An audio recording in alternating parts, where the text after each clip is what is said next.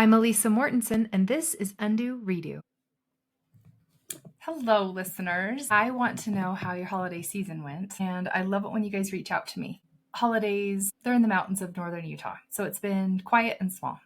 We didn't have all of our kids here or their significant others, so I look forward to next year when we do have our turn with them. My oldest is here, and I love our hikes. We cold plunging and games. We went to the nearby lake that was not yet froze over.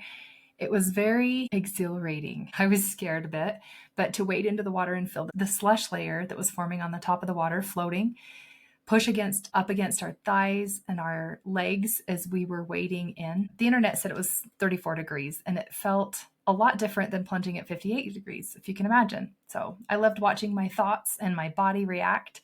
It was a very dramatic situation mentally and emotionally. But it was fun to go through and then come out to the other side of it. And I'm so grateful for him and the time that we get to spend together.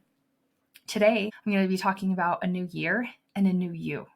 Because so many times I speak to all of you, you tell me how long it's been, you've known you should be doing something different than you are. And you say things like, I can't bring myself to, or I haven't yet, or I'm still doing this thing that I don't want to do anymore. So today, I'd like to give you some things that are usually missing in this area of goal setting and becoming a new you, so it sticks this time, because we all struggle and we all get stuck in this space of not being able to get ourselves to do things. And we know we would like to very much, but sadly, it can be years that we remain in the one day I will thinking and procrastinate it away.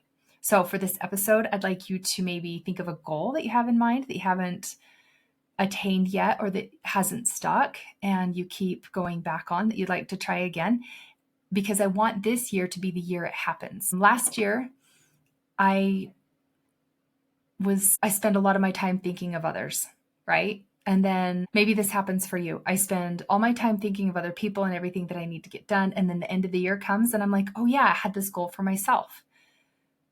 And I gave up on it or just forgot about it at some point in time. And that's just the nature of our human society, right?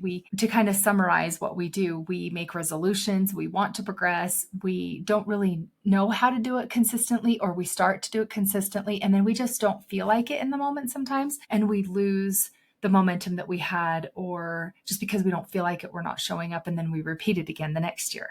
And we get off track, push it to the side, and we don't really know or think about what the possibility could be for us if we stuck with it. And really, the cynical side that we have really might leave a loophole in our minds to not believing what is possible for us. The first thing you need to be aware of in order to correct this from happening over and over and over again, and just in interrupting the cycle, would be aware of the story that you're telling yourself about it, because that's like how you talk about it to yourself. If you were to talk to me or a friend about this thing that you feel compelled or called to change, how would you describe it? What would you say?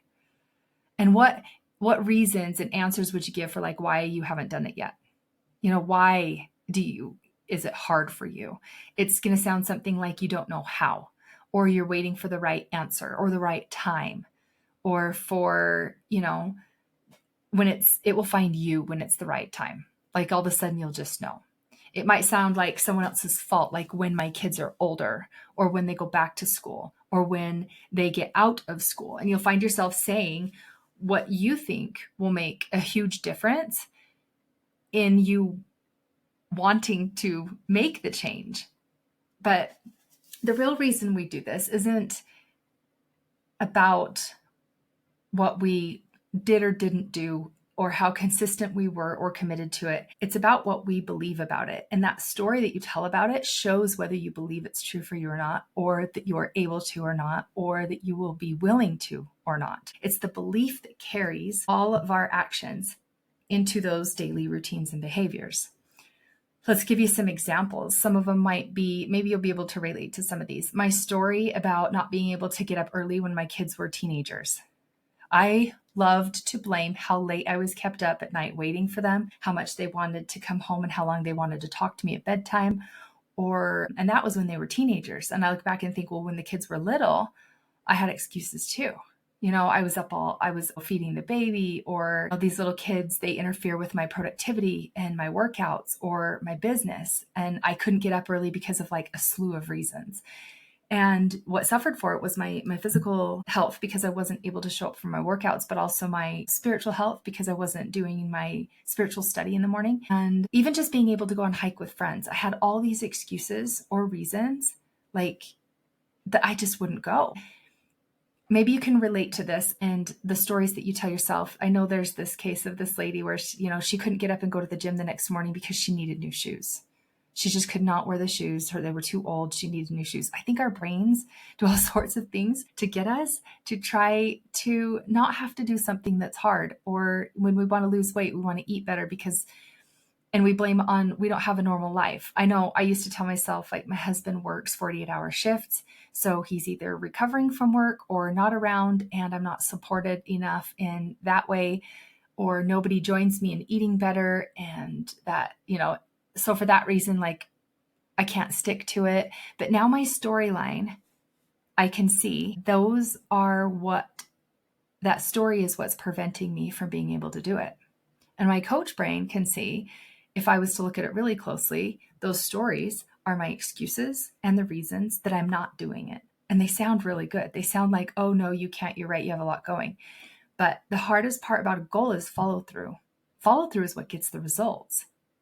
We'll just call it, there's two different brains. There's an upstairs brain and a downstairs brain. The downstairs brain knows I can get out of doing it and I could just sleep in and I won't have to be sore and put through all that effort if I just blame something or make excuses about it and find all the reasons not to do it. So, and having no source of accountability softens the blow when we quit on ourselves. We can just postpone it to one day, and that answer feels good to us. So then we don't show up. But hopefully you can start to hear by these examples the story that you believe right now, today, about one of your goals, because the new year's coming. And that will give you some more information about yourself. Tell someone about the story about why you've never attained your goal, or just write down your story about it, and your brain will start to see that you're leaving room for doubt and excuses, and you believe in those doubts and excuses so big that you probably won't be showing up. You can kind of feel it. There's a loophole I gave myself to get out of it just in case I don't do it this year.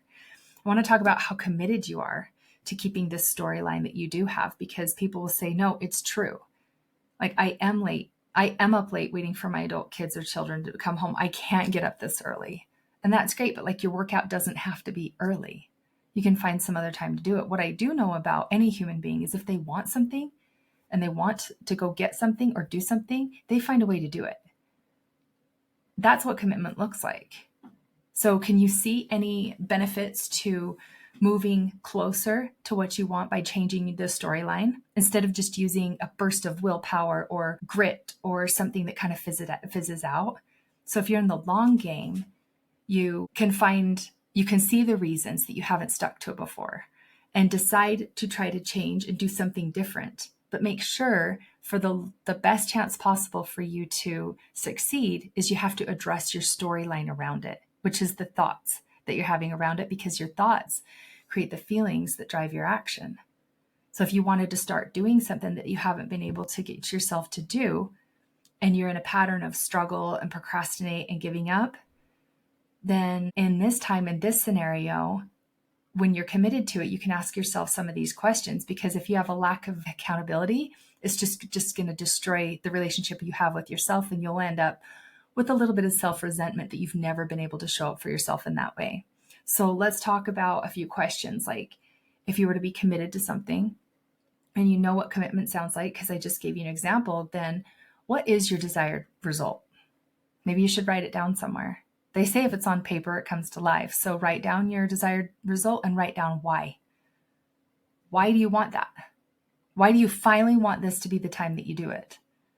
And then write down, what will it cost if you don't? What does it cost you if you don't? And get creative with that part, because you can really see like a whole downside to not doing it, right? And then I want you to write down, what must you believe? What must your story be in order to make this happen? Right? How does it feel when you believe that story? So you're going to write down, what is your result that you want? Why do you want it? What is it going to cost you if you don't do it? What must you believe? How does it feel when you believe that? And what will you have to stop believing in order to believe the new thing? The last question I'm going to have you ask yourself is, what stands between you and that goal? What is standing between you and that goal? And how do you find your way around it?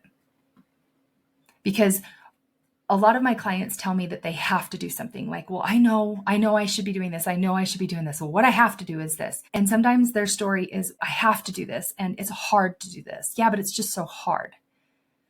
But it's not actually doing it that's the problem. It's not actually that it's hard or that you have to. It's the story about it, that you have to and it's hard. That's what's making it difficult for you.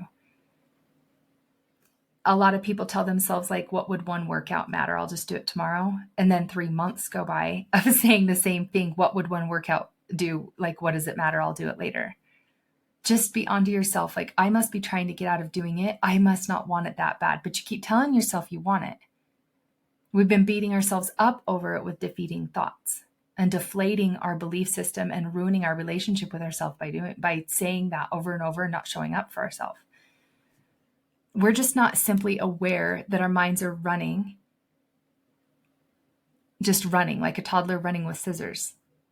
And it's very dangerous. It's very hurtful for us. So if we rein it back in and supervise our minds instead of leaving it unsupervised, then you can think intentional thoughts over and over until they become true, instead of believing the unintentional thoughts and excuses over and over until that becomes true. Because whatever you focus on becomes your truth. We must get to the point that we truly understand our storyline around what we really want. We can change our outcome by changing our storyline. That's the power in it. It is what we believe it is. And when we have that belief, it carries us through all the actions to line right up with it.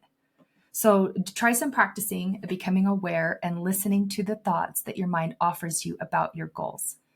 And change your storyline to something in favor of you winning it, and to something in favor of you doing it.